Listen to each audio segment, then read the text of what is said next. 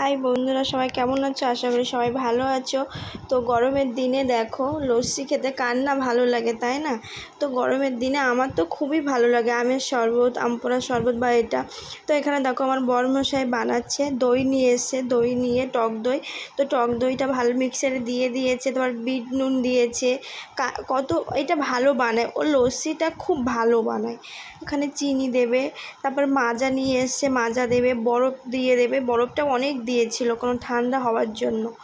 আর এটা ঘোলও না, লস্যি তো অনেকটা গাঢ় হয়েছিল আর খেতে অনেক টেস্ট হয়েছিল।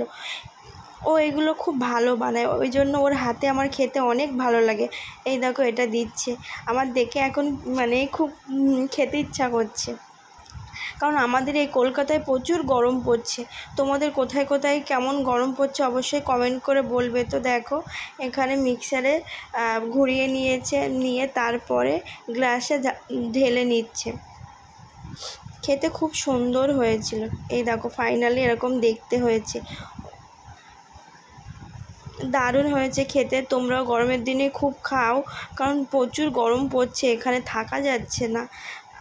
আমি এরকম খেয়ে টেস্ট করে বলছি খুব ভালো হয়েছে। তো আমার মিনি ব্লগটা কেমন ভালো লাগলো, টাটা।